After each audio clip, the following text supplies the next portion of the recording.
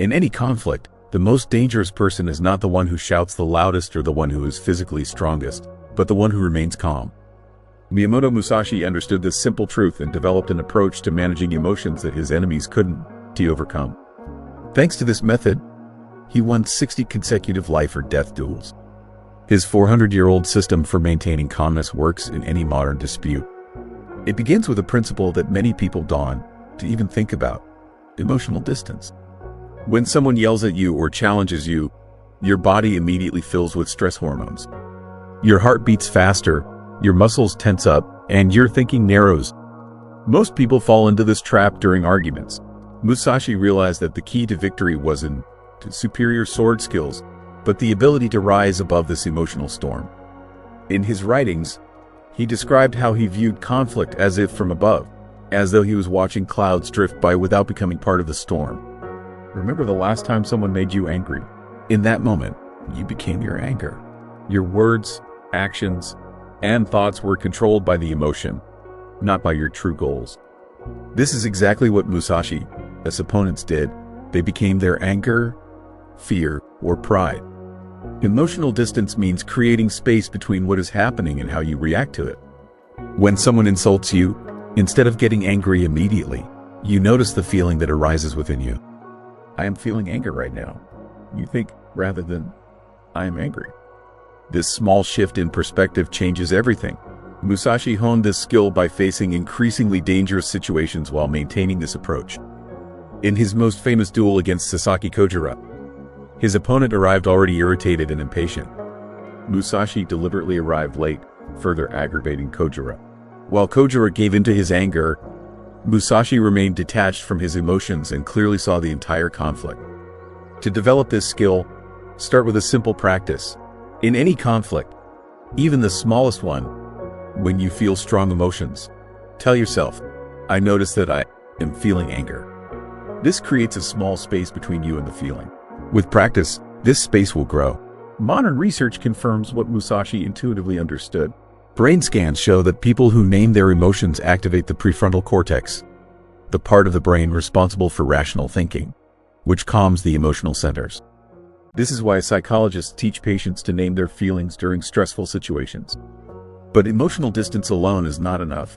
Once you've created this space, you need to understand what will happen next in the conflict. This brings us to Musashi's second principle, predictive awareness. Musashi called this foreknowledge, the ability to sense what will happen before it occurs. In his book, The Book of Five Rings, he wrote about how to anticipate an opponent's movements. This isn't mind reading, but rather understanding human behavioral patterns. When a person is angry, they act according to predictable patterns. When someone feels threatened, their reactions narrow down to a few most likely options. Musashi studied these patterns very carefully. Think about how an experienced chess player sees 5 moves ahead. They are not guessing, but recognizing patterns and probable reactions. Musashi applied the same approach to human behavior in conflict. Our bodies react differently to sudden stress versus anticipated stress. When conflict catches you off guard, your body immediately releases a flood of stress hormones, triggering the fight or flight response. But when you anticipate a challenge, your brain prepares more thoroughly, releasing smaller amounts of stress hormones that sharpen your focus without clouding your mind. In his most difficult duels, Musashi would study his opponents in advance. He would learn their favorite techniques, temperament, even how they handled pressure. Before his duel with the aggressive Sasaki Kojira, Musashi carved a wooden sword during his boat journey to the duel site. He made it slightly longer than Kojira, his famous long sword, knowing this would give him a small advantage in reach. You can develop this awareness through a simple practice. Before any difficult conversation, take 30 seconds to ask yourself 3 questions. What emotional state is this person likely to be in? What do they really want from this conversation? What are the 3 most likely reactions they might show? This works because you retraining your brain to recognize patterns. A boss who criticizes everything will likely criticize your new proposal too. A friend who avoids arguments will probably change the subject if you bring up something sensitive. By anticipating these reactions, you remove the emotional surprise. A modern example confirms this principle. During high-stakes negotiations, Experienced FBI negotiators working with hostages spend considerable time analyzing the personality of the person they dealing with. They study their past reactions to predict behavior. This foreknowledge allows them to remain calm when others would panic, choosing words and methods that diffuse tension rather than inflame it. Predictive awareness transforms conflicts from chaotic emotional outbursts into more predictable situations that you can manage. But even with emotional distance and foresight, Musashi understood that for complete calmness under pressure, a third important element was needed. The third principle in Musashi's system is strategic breathing. In his writings, Musashi emphasized that breath control is essential for maintaining clarity during combat. He noticed that when swordsmen began to fear or anger, their breathing changed first, becoming shallow, rapid, and uneven. Musashi taught that by controlling your breath, you control your mind. In his training, Musashi paid special attention to exercises for proper breathing while working with the sword. Your breathing is directly connected to your emotional state. When you calm, you breathe slowly and deeply. When you frightened or angry, your breathing becomes rapid and shallow. But this connection works both ways. By consciously changing your breathing, you can change how you feel.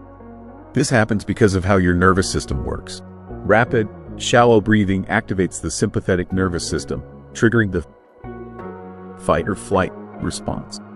Slow, deep breathing activates the parasympathetic nervous system, the rest and digest mode. The first causes panic, the second creates calmness. Musashi developed a special breathing rhythm for conflict situations. Before key moments in a duel, he would take one controlled breath. He would inhale through his nose for a count of 4. He would briefly hold his breath, then exhale through his mouth for a count of 6.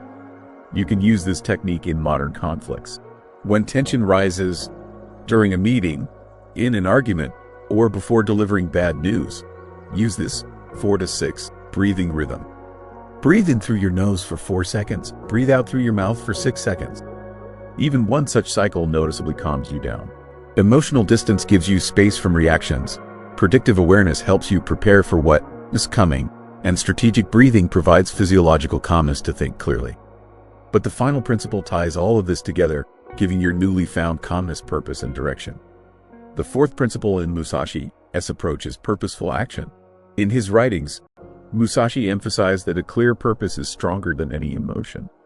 While his opponents often fought out of anger or fear, Musashi always fought with a specific goal in mind. This focus on purpose appears consistently in his famous text, The Book of Five Rings. He writes that a warrior should not aim to strike first, but instead should remain focused on his ultimate goal. For Musashi, every movement and every decision served a greater purpose than simply winning the current duel. Having a clear purpose completely changes the course of a conflict. When someone challenges you and you react emotionally, you playing by their rules. But when you focus on your greater purpose, you control the direction of the conversation. Think about arguments that spiral out of control. They typically start with a specific issue but quickly escalate into listing old grievances, personal attacks, and pain. This happens because both people lose sight of any purpose other than defending themselves or hurting the other person. A simple technique for maintaining purposeful focus comes directly from Musashi's approach. Before any potential conflict, define your true goal in one clear sentence. Ask yourself, what outcome will truly serve my long-term goals? Keep this purpose in mind throughout the entire conversation. When emotions heat up and conflict intensifies, mentally repeat your purpose. This creates an anchor for your attention, preventing you from giving in to fleeting emotions. Think of this anchor as a heavy weight that keeps your ship steady even in turbulent emotional waters. Without such an anchor, we drift wherever our momentary feelings take us, often ending up far from our intended destination. In conflict, this anchor becomes your most reliable ally, keeping you rooted in purpose when others become unmoored. Your words and actions will align with this purpose, rather than with your momentary emotional impulses. This alignment creates a powerful consistency that others notice. While those around you may careen from one emotional reaction to another, you maintain a steady course. This steadiness itself becomes a form of influence. People naturally gravitate toward those who display consistency in chaotic situations. Purposeful action doesn't mean ignoring emotions. This is a critical distinction that even many practitioners of emotional control misunderstand. Emotions are valuable signals, rich with information about our values and needs. Suppressing them entirely would deprive us of crucial wisdom. Rather, it means your emotions work for your purpose, not the other way around. You observe emotions, acknowledge their message, but choose whether and how to express them based on your greater purpose. Think of emotions as advisors in your court. You listen to their counsel but retain the ultimate decision-making authority. This hierarchy, purpose above emotion, is what separates masters of conflict from their victims. This is the culminating element of Musashi's system, the keystone that holds everything else in place. Without purposeful action, the other elements might simply make you a more efficient but still directionless responder to conflict. Emotional distance gives you space, predictive awareness brings foresight, strategic breathing maintains calmness. Each element builds upon the previous one, creating not just a technique but a comprehensive approach to human interaction. The distancing creates the necessary space for awareness to flourish. Awareness provides the information required to make breathing effective. Breathing creates the physiological conditions for purposeful action. And purposeful action directs this calmness toward important outcomes, transforming what could be mere passive tranquility into a force that shapes the world around you. Consider how different this approach is from typical conflict strategies that focus solely on winning in the moment. Musashi understood that momentary victories often lead to long-term defeats, while momentary concessions aligned with purpose often yield lasting triumph. But what makes these four principles truly powerful? Many techniques offer temporary advantages, but Musashi's approach has endured for centuries. What accounts for this remarkable staying power? It is their connection to something much deeper than simply managing conflicts. These principles touch the bedrock of human experience. They work with our nature rather than against it. This is why they feel not like artificial techniques but like remembering something we've always known. These techniques reveal a fundamental truth about human nature that most people never realize. We are not our thoughts, emotions, or reactions. We are the awareness that observes them. This realization alone can transform how we experience conflict, moving us from being swept along by the current to watching it flow from the riverbank. These principles are directly connected to the Buddhist concept of non-attachment. When Musashi developed his approach, he was drawing on centuries of Eastern wisdom that had already discovered powerful truths about the human condition. Non-attachment doesn't mean not caring. It means caring deeply while recognizing that clinging creates suffering. By creating emotional distance, you practice non-attachment to your automatic thoughts, recognizing them as passing mental events rather than absolute truths requiring immediate action. This simple shift in perspective changes everything. The thought, "she disrespected me," becomes, "I'm having the thought that she disrespected me." A subtle but profound distinction. Through predictive awareness, you move beyond the limited view of the present moment, seeing the broader patterns that govern human interaction. This expanded perspective naturally reduces reactivity because you understand the causal chains that produce conflict. Like a meteorologist who doesn't rage at storm clouds, you see the conditions that create emotional weather.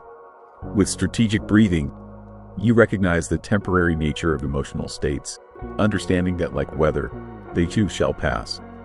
The simple act of controlled breathing reminds you of your embodied nature, that emotions always have a physical component that can be regulated through intentional practice. And through purposeful action, you embody the Taoist idea of Wu Wei, effortless natural action that follows the path of nature. This doesn't mean passivity, but rather a kind of strategic alignment, like a sailor who works with the wind rather than against it. In conflict, Wu Wei manifests as responses that seem to arise naturally from the situation rather than being forced upon it. This approach is especially important today because we live in an era of constant conflict, where attention itself has become a battleground. Our ancestral nervous systems, designed for occasional high-stakes conflicts, now face a barrage of provocations they were never evolved to handle. Social media algorithms push us toward arguments, deliberately amplifying divisive content because engagement, even angry engagement, drives profit. These systems are specifically engineered to bypass our reflective capacities and trigger immediate emotional responses. Political systems thrive on dividing people, with polarization strategies replacing substantive debate. The modern political landscape often resembles tribal warfare more than rational discourse about shared challenges, an environment that makes Musashi's approach not just helpful but essential. Even personal relationships suffer from increased stress and diminished patience. The background hum of modern anxiety makes us quicker to perceive threats in neutral interactions, creating conflicts where none need exist. Couples, families, and friends find themselves locked in unnecessary battles because stress has shortened everyone's fuses. Modern humans encounter more conflicts in a day than Musashi possibly faced in a month. Consider that a single commute or brief social media session might expose you to more potential provocations than a samurai would encounter in weeks. Our conflict muscles are simultaneously overworked and underdeveloped. The greatest irony is that although we need emotional control more than ever, we practice it less than ever before. Our culture celebrates immediate authenticity over measured response, mistaking emotional restraint for repression rather than recognizing it as a form of emotional intelligence. People react instantly to provocations, send angry messages, post emotional comments, or turn minor disagreements into relationship-destroying arguments. The speed of modern communication has eliminated the natural cooling-off period that traditional interaction provided. In Musashi's day, you couldn't instantly send a furious response to someone miles away. The person who maintains calm in such an environment doesn't just win an argument. They achieve a level of clarity that others can't even comprehend. They see the matrix of conflict while others remain caught within it. This clarity becomes a form of power, not power over others, but power over oneself.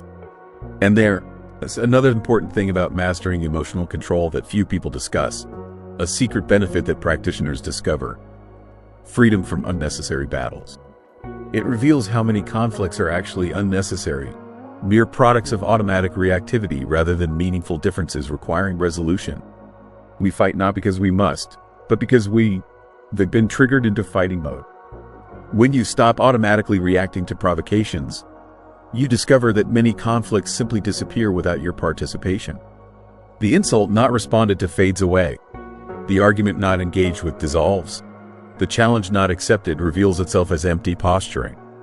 A truly strong person isn't the one who wins every conflict, but one who engages only in conflicts that truly matter. Like Musashi, they reserve their energy for battles worth fighting, guided by purpose rather than pride. This selectivity itself becomes a kind of power, the power to choose your battles rather than having them chosen for you by your reactive patterns or the provocations of others. If you could master just one of these principles immediately, which would you choose and why? Let me know in the comments if you found this video useful. Please like it and subscribe to the channel. There are more videos on this channel that will help you become a better version of yourself.